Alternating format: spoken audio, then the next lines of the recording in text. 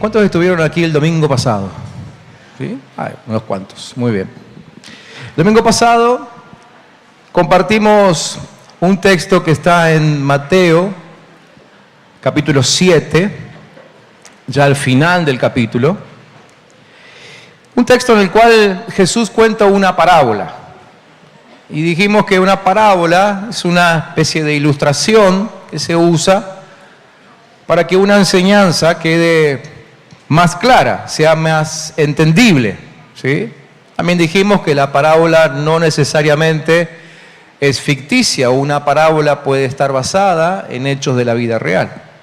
Y esa parábola hablaba acerca de dos constructores y Jesús comparó a aquellos que escuchan lo que Él dice y además le obedecen con aquel constructor que construyó sobre la roca y cuando vino la tormenta, esa casa permaneció firme. Y Jesús también dijo que aquel que le escucha, pero que no hace caso a lo que Él dice, es como el hombre que construye su casa sobre arena. Construcción fácil, rápida, pero cuando viene la tormenta, se lleva todo. Hoy quiero continuar un poco con esa temática y déjenme que agregue otros pasajes que les quiero leer rápidamente para ahondar un poco más en el tema. Y el primer pasaje de esta serie está en Lucas capítulo 6, versículos 43 al 49. Y dice, Jesús es el que está hablando, que ningún árbol bueno produce frutos malos, ni tampoco un árbol malo produce frutos buenos, porque cada árbol se conoce por su fruto. No se cortan higos de los espinos, ni se vendimian uvas de las zarzas. El hombre bueno saca lo bueno del buen tesoro de su corazón. El hombre malo saca lo malo del mal tesoro de su corazón, porque de la abundancia del corazón habla la boca. ¿Por qué me llaman ustedes Señor, Señor? Dice Jesús, y no hacen lo que les mando hacer. Les voy a decir como quién es el que viene a mí y oye mis palabras y las pone en práctica. Es como quien, al construir una casa, cava hondo y pone los cimientos sobre la roca. En caso de una inundación, si el río golpea con ímpetu la casa, no logra sacudirla porque está asentada sobre la roca. Pero el que oye mis palabras y no las pone en práctica es como quien construye su casa sobre el suelo y no le pone cimientos. Si el río golpea con ímpetu la casa, la derrumba y la deja completamente en ruinas. Segunda de Corintios capítulo 1, versículos 8 al 10. Hermanos, es el apóstol Pablo que está escribiendo, dice, no queremos que ustedes ignoren nada acerca de los sufrimientos que padecimos en Asia, porque fuimos abrumados de manera extraordinaria y más allá de nuestras fuerzas, de tal modo que hasta perdimos la esperanza de seguir con vida. Pero la sentencia de muerte que pendía sobre nosotros fue para que no confiáramos en nosotros mismos, sino en Dios que resucita a los muertos. Y Él nos libró y nos libra. Y aún tenemos la esperanza de que Él seguirá librándonos de tal peligro de muerte. Segunda de Corintios 7:5. Sigue escribiendo el apóstol Pablo, dice que cuando llegamos de Macedonia no tuvimos ningún descanso, sino que enfrentamos tribulaciones de todas partes. Desde afuera, conflictos. Desde adentro, temores. Segunda de Corintios 4, del 7 al 11. Pero tenemos este tesoro en vasos de barro, para que se vea que la excelencia del poder es de Dios y no de nosotros. Que estamos atribulados en todo, pero no angustiados. En apuros, pero no desesperados. Perseguidos, pero no desamparados, derribados, pero no destruidos. Siempre llevamos en el cuerpo y por todas partes la muerte de Jesús, para que también la vida de Jesús se manifieste en nosotros. Porque nosotros, los que vivimos, siempre estamos entregados a la muerte por amor a Jesús, para que también la vida de Jesús se manifieste en nuestro cuerpo mortal. Segunda de Corintios 4, 15 al 18.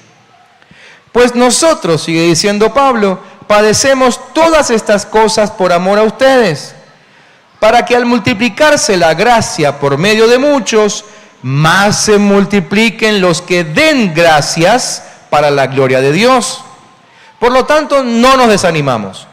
Y aunque por fuera nos vamos desgastando, por dentro nos vamos renovando de día en día, porque estos sufrimientos insignificantes y momentáneos producen en nosotros una gloria cada vez más excelsa y eterna. Por eso no nos fijamos en las cosas que se ven, sino en las que no se ven, porque las cosas que se ven son temporales, pero las que no se ven son eternas. Y el último, segunda de Corintios 3, del 8 al 11. A decir verdad, dice Pablo, si el ministerio de la condenación fue glorioso, más glorioso aún será el ministerio de la justificación, pues incluso lo que fue glorioso en su momento, ya no lo es tanto si se compara con la gloria más excelsa. Y si lo perecedero era glorioso, mucho más glorioso será lo permanente. Todos estos textos hablan de un tema en común: crisis. En cada uno de estos pasajes que les leí hay una crisis. Hay muchos más, ¿eh?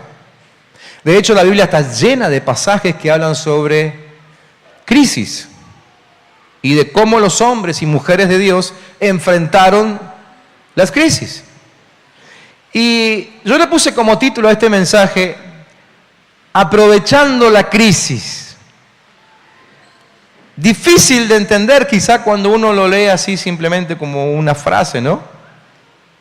Porque generalmente las crisis nos afectan y nos afectan mucho y nos suelen dejar muy sensibles, ¿no?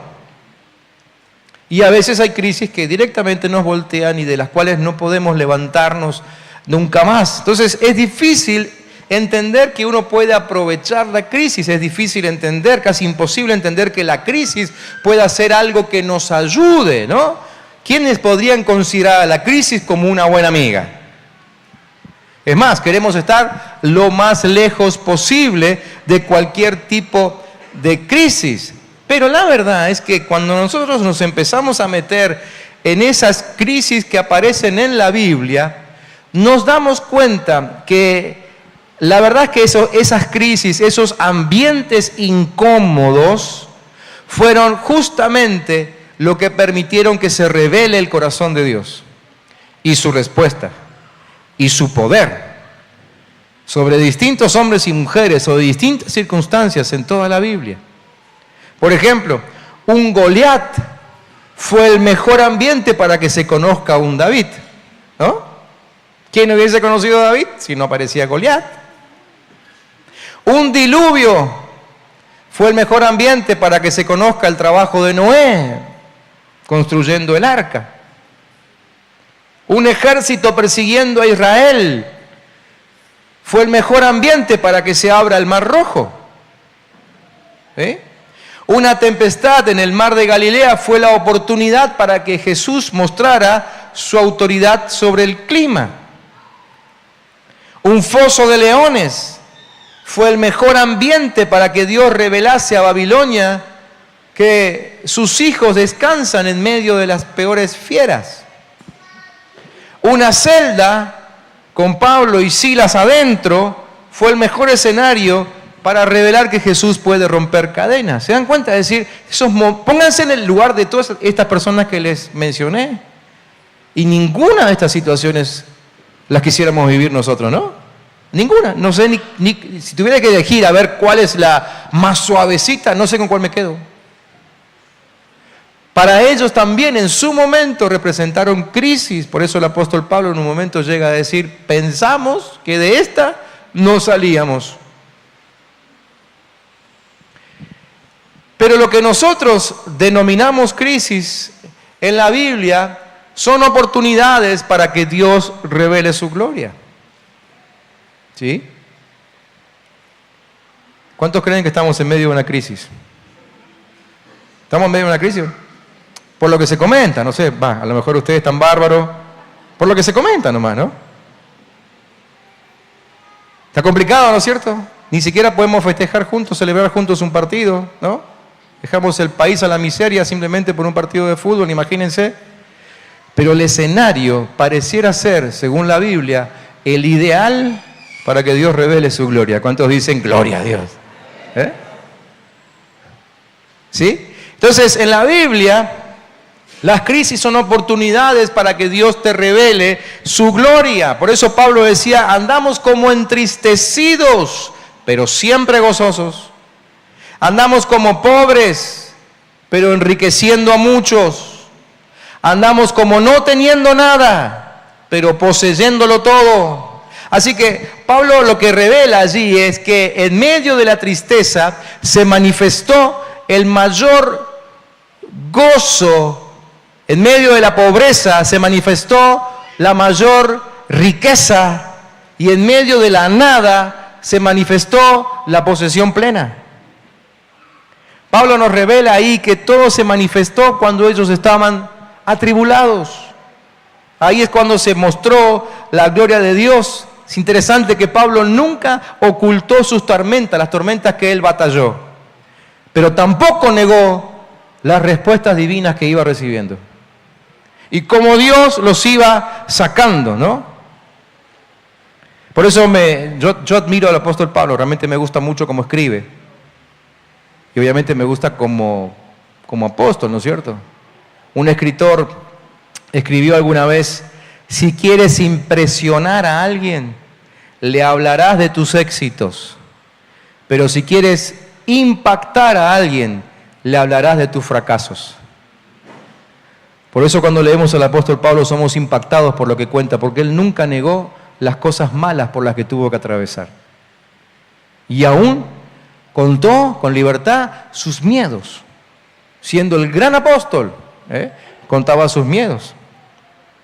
Así que Pablo revela lo difícil de la batalla que él tenía, que tuvo que atravesar y adelantándose a las batallas que nosotros tenemos que atravesar, ¿no? Dice él, estábamos tan agobiados bajo presión que hasta perdimos la esperanza de salir con vida. O sea, que la situación para el apóstol Pablo en algún momento fue tan grave que llegó a sacudir inclusive su mundo interior. ¿Sí? Lo sacudió. No sé si alguien aquí alguna vez sintió un sacudón así. Sintió que su mundo interior no solo que se movía, sino que las estanterías se le venían abajo. ¿Les pasó eso alguna vez? Yo creo que a varios, ¿no? Yo creo que a varios. Pablo llegó a percibir el olor nauseabundo de la muerte, ¿no? Pensamos, decía, que moríamos. Pensamos que moríamos. Hola, amigo. ¿Cómo le va? ¿Bien? Me encanta cuando me vienen a saludar. A todos los demás los tuve que ir a saludar yo, pero él vino y me saludó. ¿Vieron? Está bien. Aprenda el del niño. Así que Pablo literalmente hablaba de una situación sin salida, una situación donde aún escuchen esto, una situación donde aún para abandonar la fe ya era tarde. No había forma ni siquiera de decir, bueno, me arrepiento, vuelvo otra vez a ser Saulo. Ni para eso había tiempo. Ni para eso. Lo que el apóstol tuvo que atravesar fue tremendo, un ambiente donde literalmente él ya no veía camino, pero él lo aclara y dice, para que no confiásemos en nosotros mismos, para que esperásemos en Dios que resucita a los muertos, el cual nos libró y nos libra, y en quien esperamos que aún nos librará de tan grande muerte. ¿Cuántos aquí fueron liberados por Cristo Jesús? Mantengan la mano arriba, a ver, quiero ver. El Señor todavía los va a librar, mucho más. ¿Se cansan si tienen la mano así mucho arriba? A ver, hagan un esfuercito así. 7 minutos, nada más. Contando a partir de ahora. Decirle al de al lado que también tiene su mano levantada, decirle, el que ya te libró una vez, te va a seguir liberando. Te va a seguir liberando. Él te va a librar.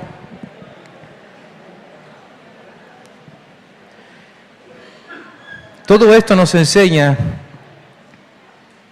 que en algún momento de nuestra vida tenemos que dejar de teorizar, ¿no? Y lo que dice la Biblia se nos tiene que revelar en nuestra carne propia. A Pablo le pasó eso. Él tenía muchísimo conocimiento. Estoy seguro que mucho más conocimiento que nosotros. Aún antes de encontrarse con Cristo. Era un religioso de primera línea en aquel tiempo. Pero él tuvo que probar en su carne propia lo que significa ser librado de la muerte. Así que cuando hay crisis en tu vida, en tu casa, en tu negocio, recordá esta palabra. Dios simplemente está permitiendo que vos compruebes en tu mismísima carne que Él levanta a los muertos y que por lo tanto te va a liberar a vos también. Amén. ¿Cuántos dicen gloria a Dios? ¿Sí? Así que hay un momento en nuestra casa, en nuestra vida, que tenemos que creer de veras que Cristo venció la muerte y que llevará vida a nuestra familia, a nuestro hogar. Hay un momento en el camino de la crisis que tendrás que gritarle al mismo diablo en su cara, como dice esa frase que les puse ahí. Es una frase del texto de Corintios. El que nos libró, nos librará. El que nos libró, nos librará. Acordate esta frase, grabátela. Creo que te va a servir. Si no es mañana, pasado. Y si no, la semana que viene, te va a servir. El que me libró, me librará. ¿Cuántos pueden decirlo conmigo? El que me libró, me librará. Una vez más, el que me libró, me librará. Amén. Por eso es que debemos negarnos a acostumbrarnos a la miseria, a la ruina, a la pobreza, a la corrupción. Porque eso, lo que estamos inclusive viendo a nuestro alrededor, no es la realidad que Dios nos ha asignado. No es una realidad asignada. En todo caso, es una realidad impuesta, pero no asignada. Leía estos días un estudio de una psicóloga que se llama Yorelisa Costa y ella hizo una encuesta a 2.534 personas. Y la única pregunta que les hacía a las personas, cuando las agarraba así de sorpresa, le decía, ¿cuál es la emoción que predomina ahora en vos? ¿Sí? Y el resultado de la encuesta fue que un 33% de esa gente tiene esperanza y expectativa. Pero el resto hablaban de emociones de rabia, miedo, resignación, repugnancia. ¿Sí? 70%. Entonces, la psicóloga, además de decir que hay que sacar a la gente de esos estados, dice, el problema es que pueden estar adaptándose a esos estados. Pueden estar acostumbrándose. El título de la nota que ella escribió acerca de esta encuesta se llama La gente se ha vuelto más tolerante con la violencia. Y sabemos que es así, ¿no? La gente se ha puesto más tolerante con la violencia. Eso significa que vamos mal, porque nos estamos acostumbrando a una realidad impuesta, no a una realidad asignada, a una realidad impuesta. ¿Sí? ¿Por qué? Porque la violencia no es la realidad asignada por Dios. Esa es la realidad que nos quieren imponer las tinieblas. Por eso observamos que Pablo, después que les escribió a los Corintios la primera carta y les exhortó al cambio en su manera de conducirse como cristianos, se negó a verlos hasta que salieran de esa realidad. Él les decía, ustedes no pueden vivir así. Si conocieron a Cristo, no pueden tener ese pensamiento. Y hasta inclusive entonces se negó a verlos otra vez hasta que cambien la realidad. Él decía, 2 Corintios 2:1, determiné para conmigo no ir otra vez a ustedes con tristeza. ¿Sí? Tomó una decisión porque él se daba cuenta que lo que los corintios estaban manifestando era una realidad impuesta. No era lo que Dios quería para ellos. Nosotros somos hijos del pacto, siempre decimos, ¿no? Porque Dios hizo un pacto con nosotros. Y sabemos muy bien que ese pacto que Dios hizo con nosotros tiene un gran ingrediente que es la fidelidad de Dios. La Biblia dice en reiteradas veces que Dios es fiel y que siempre lo será, que Dios no cambia, y sobre todo en cuanto a su fidelidad. En su pacto se manifiesta su paz, su plenitud, su gracia, su perdón, su salud, su provisión, ¿sí? Eso es lo que hay en su pacto. Entonces, lo que hoy estamos viviendo no tiene nada que ver con eso. Y si creemos en un Dios que es absolutamente fiel, no podemos decir que lo que hoy estamos viviendo viene de Dios. Lo que hoy estamos viviendo es una realidad impuesta, pero no es la realidad asignada por Dios. Quiero que esta noche se queden con esta gran diferencia entre realidad impuesta y realidad asignada. Y quiero que lo lleguen a entender. Jesús dio un ejemplo de esto, obviamente antes que el apóstol Pablo lo escribiera. Y él decía en sus evangelios, le decía a los discípulos, la cosecha ya está lista. ¿Y se acuerdan cómo contestaron los discípulos? ¿Se acuerdan? ¿Cuántos se acuerdan? ¿Qué dijeron los discípulos? Dijeron, todavía faltan 4 meses para que llegue la cosecha, ¿no? Claro, los discípulos habrán dicho, este es un carpintero que sabe de siembra y cosecha, ¿no? Cuando Jesús dijo, la cosecha está lista, ellos inmediatamente lo corrigieron y dijeron, no señor, perdón, sí, perdón, pero faltan 4 meses para la cosecha. Es que estaban hablando de 2 realidades diferentes. Los discípulos estaban hablando de la realidad impuesta, porque aún las leyes naturales es una realidad impuesta, ¿no? Cuando vos decís a fines de marzo, principio de abril, y sí, el frío tenía que llegar ya en esta época, ¿no? ¿Eso qué es? Es una realidad impuesta. Por eso nos sorprendemos cuando a veces, no sé, me parece que fue el año pasado o algo así, que estábamos ya casi llegando a fines de noviembre y seguía haciendo frío, ¿no? Nos sorprendemos porque decimos, en esta época siempre tiene que hacer calor. Y entonces aparecen las frases típicas. Estamos en enero 25, hace 42 grados, ¿no? Y entonces surgen esas grandes frases filosóficas, ¿no? Que dicen, y sí, estamos en verano. Qué sé yo si será para sacar tema o algo, ¿no? Pero, y sí, como si fuésemos grandes filósofos, como si fuese... Bueno, es que aún las leyes naturales son impuestas. Pero Dios en su palabra y Jesús nos hablan de una realidad asignada, algo que es totalmente diferente a lo impuesto. Por eso es que cuando una ley natural te dice que de una piedra no podés sacar nada, Dios dice, háblale y te va a dar agua.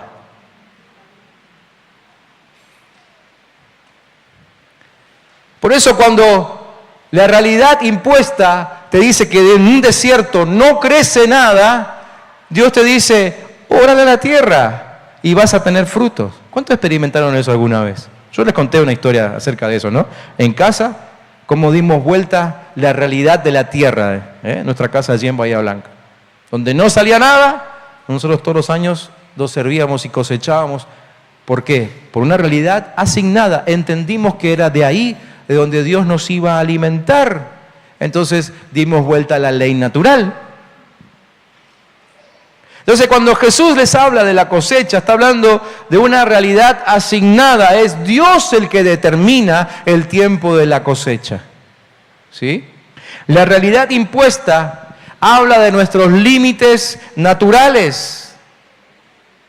Pero la realidad asignada habla de la sobrenaturalidad ilimitada. Porque la sobrenaturalidad de Dios no tiene límites. Por eso nos sorprendemos cada vez que hay un milagro, y hemos contado muchos este año.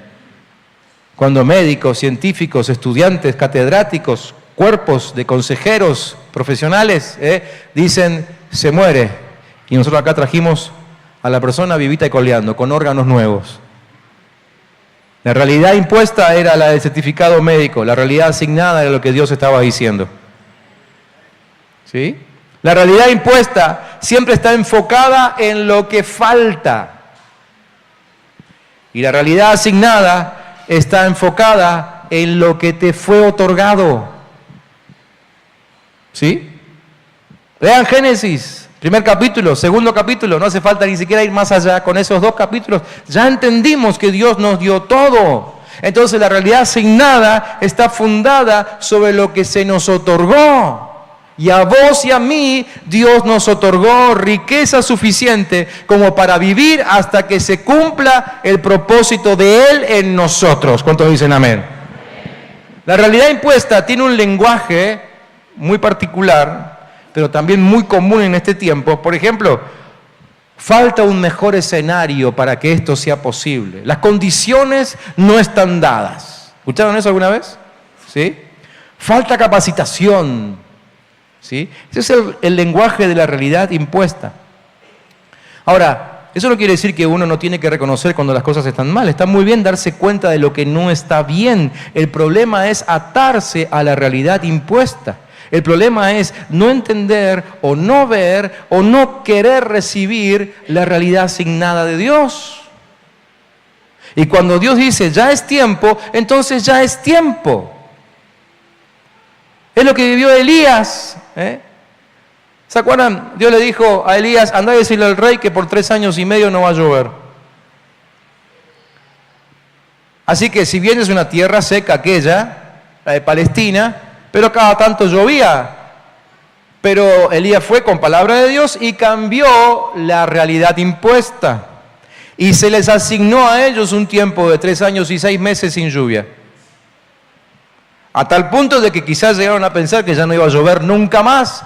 Otra vez se impuso una realidad en sus mentes. Hasta que un día Dios le dijo a Elías, anda y cambia eso ahora. Entonces Elías fue, habló con el rey y le dijo, ya viene, mañana llueve.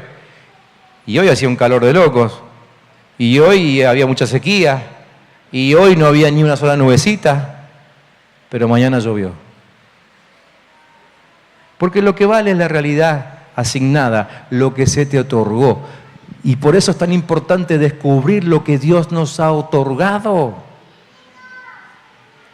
Nuestro gran objetivo en este lugar es todo el tiempo descubrir lo que Dios nos otorgó. Por eso es que venimos aquí, por eso buscamos palabra, por eso buscamos sabiduría, por eso oramos en casa, por eso oramos en grupos de crecimiento, por eso buscamos la dirección de Dios para terminar de conocer todo lo que Dios nos asignó, poner los ojos en esa dirección y avanzar hacia eso, en contra de toda realidad impuesta, realidad asignada. Cuando Jesús le dijo, la cosecha está lista, lo que estaba diciendo Jesús es, tu cosecha está tan lejos de vos como esté tu visión de ella. Si tu visión está puesta en que faltan 4 meses, en 4 meses recibirás tu cosecha.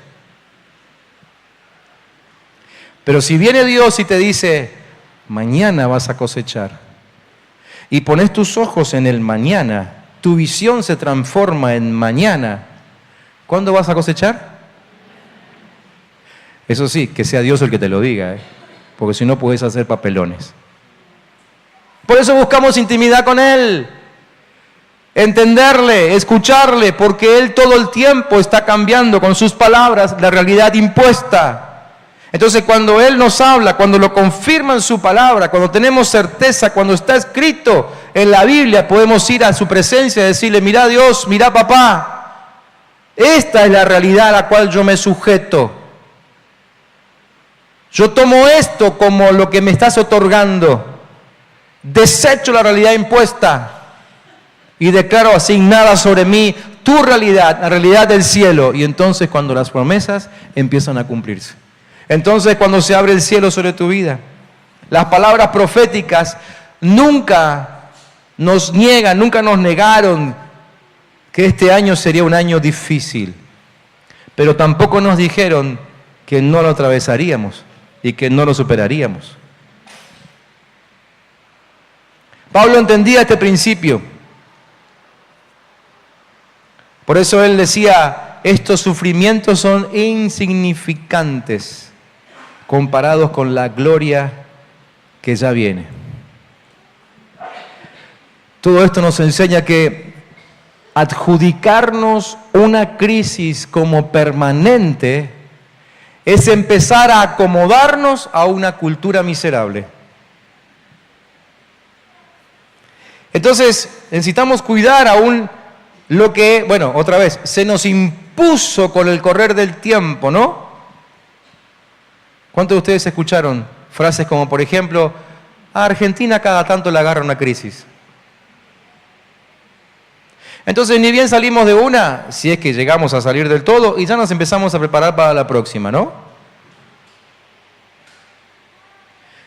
Pero este es el tiempo en que los hijos de Dios tienen que levantarse, tomar la asignación de Dios y declarar, en esta tierra no va a haber crisis nunca más. Y la cortamos de cuajo, la cortamos. Arrancamos la maldición de raíz y hacemos que aquí en nuestro territorio se imponga en todo caso la realidad asignada de Dios. Por eso es que Pablo, en medio de una crisis con la que estaba batallando, nunca se la adjudicó como permanente. Por eso él decía, estamos atribulados, pero no angustiados. Nunca se quedó con la crisis, ¿se dan cuenta? Estamos en apuros, pero no desesperados. Estamos perseguidos, pero no desamparados. Estamos derribados, pero no destruidos. ¿Se dan cuenta? No se queda con la realidad impuesta. Él busca la realidad asignada, llevando en el cuerpo siempre, por todos lados, las marcas de Jesús. ¿De qué nos hablan todos estos escenarios de crisis? En primer lugar, nos dicen que las crisis son como tormentas, ¿sí? Que se llevan todo lo que fue construido sobre arena y dejan en pie solamente lo que se construyó sobre la roca. Y ya sabemos que la roca es Cristo. Cristo. Cristo es la roca viva, ¿no? Por eso era tan importante escuchar el mensaje del domingo pasado. Por eso no se tienen que perder ningún domingo aquí, ninguna enseñanza. Y si por alguna razón no pueden estar, en la semana van y buscan el video, y no vienen al próximo domingo sin haber escuchado el mensaje anterior. Porque hoy es importante haber entendido la necesidad de poner nuestros pies sobre el fundamento que es Cristo, ¿sí? Las tormentas no tumban las casas que están sobre la roca. Qué bien hubiese quedado un buen amén ahí. Yo sé que están concentradísimos en el mensaje. Le voy a dar otra oportunidad. Las tormentas no tumban las casas que están sobre la roca. Decíselo al que tenés al lado. Las tormentas no tumban las casas que están sobre la roca.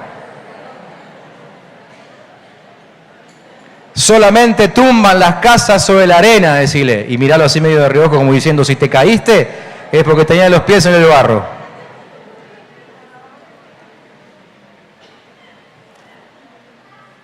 Ahora, tenemos que asumir que la crisis no respeta a nadie, ¿no es cierto? Porque la crisis les viene a todos, blancos, negros, grises, hijos de papá, malandras con chapa o sin chapa. Les llega a todos, pero no destruye a todos. No destruye a todos. Decirle que tenés al lado, la crisis no destruye a todos. Porque la crisis revela tus fundamentos. La crisis revela tus fundamentos. Nadie salga ahora pidiendo crisis, por favor, ¿no? Esperen que llegue, va a llegar. Pero la crisis revela tus fundamentos. A la casa sobre la arena le trajo una gran ruina, pero la casa sobre la roca, la crisis no la pudo mover. Reveló los fundamentos que tenía, mostró lo que había en sus cimientos. Entonces, no te acomodes, prepárate para la gloria mayor que viene a tu casa. Prepárate para eso. La crisis golpea progresivamente. La semana pasada leíamos el texto diciendo que descendió lluvia, luego vinieron ríos, luego soplaron vientos y golpearon contra aquella casa. Generalmente no viene todo junto, ¿no? Viene una detrás de la otra y cuando pareciera que ya te podés levantar de la primera, viene la segunda. La tormenta en sus diferentes expresiones golpeó aquella casa. Hay momentos durante la tormenta donde sentís que toda la estructura que construiste está siendo sacudida. ¿Sí? Patrimonio, hijos, tu economía, las relaciones. Pero la casa sobre la roca no cayó. La ruina grande fue para la casa sobre la arena. La crisis es una tormenta que nadie quiere, pero te saca de lo ostentoso y vuelve a poner tus ojos en los fundamentos. Porque con la crisis volvés a valorar la oración como nunca antes. Díganme si no es así, ¿eh?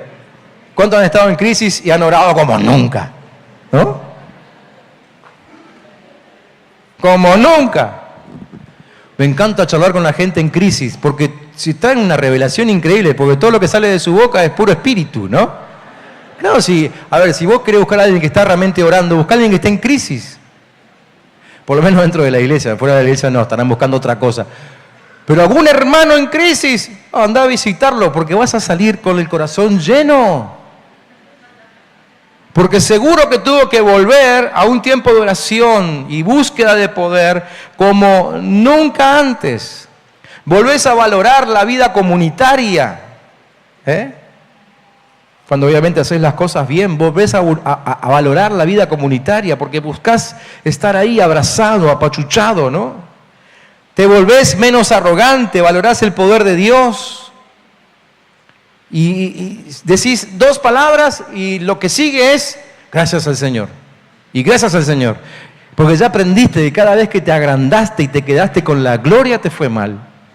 Pero cuando estás en crisis reconoces por lo mal que te sentís que si algo pasa en tu vida es porque Dios está orando. Generás una profunda gratitud en tu corazón. Sos más agradecido que nunca, ¿no? La crisis no está en contra tuya. La crisis trabaja a tu favor. La crisis trabaja a tu favor. Por eso es tan importante que estés acá y que escuches esta palabra. Si no estuvieras acá y no escucharas esto, no aprenderías que la crisis está a tu favor. Estarías afuera, quizás ahogándote en la crisis. Y mañana, cuando no puedas superarla, estarías quejándote. Y pasado mañana estarías más lejos de Dios todavía y de la respuesta poderosa de Él. Pero la crisis trabaja a tu favor. La tormenta no es eterna. Decirle que tenés al lado, la tormenta no es eterna. No es eterna. La tormenta no es permanente. La tormenta no se lleva lo que es justo. La tormenta no se lleva lo que es justo. La tormenta solo se lleva lo injusto. Por eso se llevó la casa sobre la arena. Porque era injusto para Dios construir sobre arena. Pero lo justo no se lo lleva. La casa sobre la roca no se la pudo llevar. Quizá le aflojó un poquito la pintura. ¿Sí? Algunos cuando vemos que van saliendo de las crisis vemos que vienen medio baqueteados. Se le aflojó un poco la pintura, decimos, ¿no? Pero sus pies se mantuvieron firmes. La crisis no está en contra tuya. La tormenta te va a promocionar. Métanse en la historia, en la parábola. Pasó la tormenta, lluvia, ríos.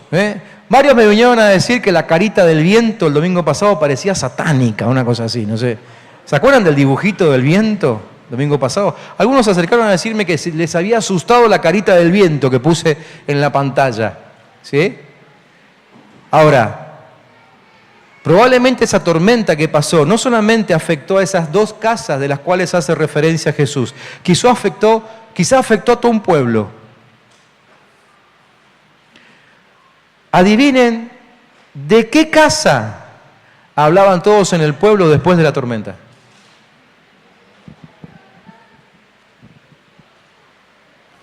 Imagínense si el dueño de la casa decide poner una empresa constructora, La Casa sobre la Roca Sociedad Anónima, ¿no? Nuestra experiencia es nuestra mayor garantía, ¿sí? Todos le van a comprar casa a él, porque es la única que se quedó en pie. Si no, pregúntenle a los que se burlaban de David antes de que pelee con Goliat. Si no, pregúntenle a los que se burlaban de Noé cuando construía un arca en el desierto. Pregunten. Por eso te digo, la crisis te promociona, la crisis te hace propaganda. Si sos capaz de atravesar la crisis con los pies sobre la roca, esa es tu mejor publicidad. ¿Cuántos están entendiendo esto? ¿Cuántos le dan un aplauso al Señor? Sí, Señor. La crisis es tu propaganda.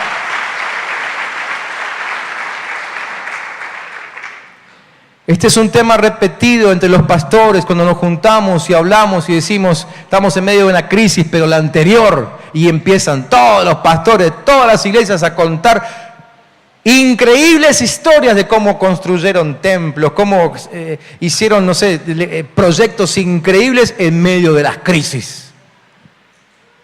Nosotros mismos, con Marina, podríamos contarle las cosas increíbles con Chachá, con Lili, las compartimos allí cuando estábamos en Bahía Blanca en la crisis anterior. Porque la crisis te promueve. Crisis es el preencuentro con tu economía personalizada. Pero después de la crisis tenés un encuentro con tu economía dimensionada. Porque tu vida es dimensionada después de la crisis. Cuando entramos a la crisis con los pies sobre la roca que es Cristo, nunca salimos igual. Siempre salimos dimensionados, siempre salimos dimensionados, siempre salimos más grandes, siempre salimos más crecidos, siempre salimos más maduros. Cuando tuviste una crisis matrimonial y la atravesaste en Cristo, tu matrimonio fue dimensionado. Cuando tuviste una crisis con tu salud y la atravesaste en Cristo, tu salud fue dimensionada. Cuando pasaste una crisis con tus hijos y la atravesaste en Cristo, tus hijos volvieron, pero dimensionados. Fíjense el hijo pródigo. Cuando se fue era un pibe que andaba correteando por la casa. Cuando volvió, le pusieron el anillo de dueño y firmaba negocios. Volvió dimensionado. Después de la crisis, sos dimensionado. Cuando atravesamos estas crisis como cristianos, y como esta que estamos atravesando ahora en Argentina, vamos a salir dimensionados y vamos a sanar la tierra. Esta crisis, esta tormenta en Argentina o la que estés pasando en tu vida, te lo digo de parte de Dios, no es permanente, va a pasar y se va a llevar lo injusto, se va a llevar lo ilegal, se va a llevar lo que corrompe, se va a llevar lo que genera miseria y va a dejar listo el escenario para los dueños de la casa sobre la roca. Gloria a Jesús, porque Él lo hace. La crisis te dimensiona. Quiero invitarte a que te pongas en pie, por favor, porque necesito que hagamos algo esta noche. Quiero invitarte a que renuncies a toda crisis permanente. Si alguna vez dijiste una frase como, por ejemplo, de esta no saldré nunca, por favor, te lo pido, en el nombre de Jesús, renuncia a eso. Renuncia a la crisis permanente. Ahora mismo ahí te pido que cierres los ojos y empieces a levantar tu voz. Y empieces a decir, Señor, yo renuncio a la crisis permanente. Yo renuncio a la realidad impuesta. Yo renuncio a eso. Quiero invitarte a que seas libre de las burlas y de las acusaciones. Decí delante del Señor, no me importan. Porque Dios me está fortaleciendo en medio de esta crisis. Dios me está fortaleciendo. Burla y acusación me resbalan. Quiero invitarte a que seas libre de la presión del medio. Libérate de eso, decía en nombre de Jesús. Yo me declaro libre de toda presión. El medio no me presiona. La situación a mi alrededor no me presiona. Y empecé a declarar tu seguridad en Cristo. Si estoy en Cristo, estoy firme. En Cristo estoy firme, en Cristo estoy firme, decilo, en Cristo estoy firme, en Cristo soy libre, en Cristo soy libre. Mi confianza está puesta en Cristo. Y te pido que también manifiestes tu obediencia a Cristo. Señor, mi confianza está puesta en ti, pero además te voy a obedecer. Te voy a obedecer. Quiero que escuches bien esto que te voy a decir, aunque mantenga los ojos cerrados. Pero quiero que escuches esto. Edificar sobre la roca no significa simplemente decir, acá no me mueven, acá estoy bien. Eso es muy cómodo. No es lo que enseña Jesús en estas parábolas. Lo que enseña Jesús, por eso te leí el primer texto, el de Lucas. Porque en esa historia Jesús agrega un ingrediente muy importante, porque dice que el dueño de la casa sobre la roca cavó y ahondó, puso su esfuerzo. Entonces, muchas veces la fortaleza de Dios, que es absolutamente real, no funciona porque simplemente te quedas esperando que Dios lo haga todo. Pero Dios es claro cuando dice, esforzate, cavá en la piedra, cavá en la piedra, mostrá tu esfuerzo, esforzate, ahondá. Si voy a transpirar, que sea en este lugar.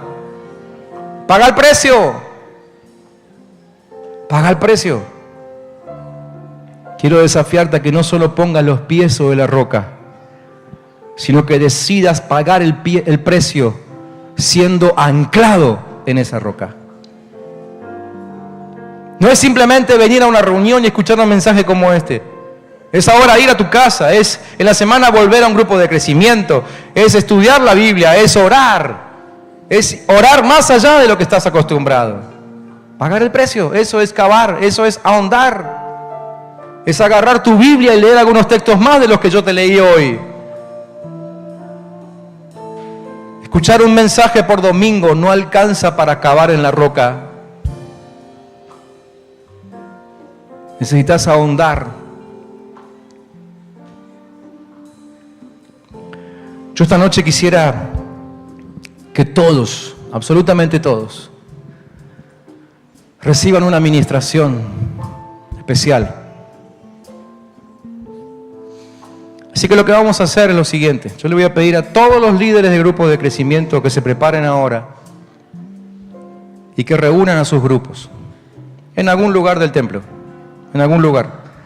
Cada uno ya sabe cuál es su líder, así que lo buscará y se acercará. Escuchen, antes de empezar a moverse, escuchen, esperen. Hay varios de ustedes que todavía no están en ningún grupo de crecimiento. No hay ningún problema.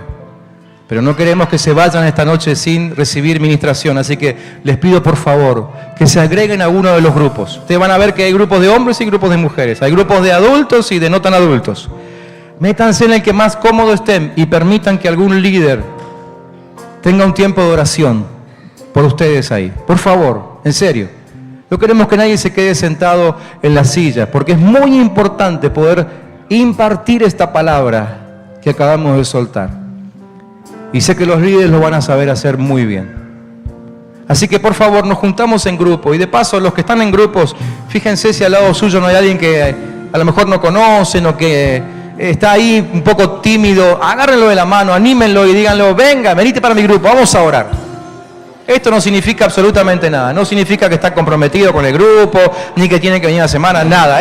Lo único que significa es que en este momento ustedes entendieron que hay que cavar y que alguien va a orar por ustedes. Vamos, todo el mundo a orar. Todo el mundo a orar.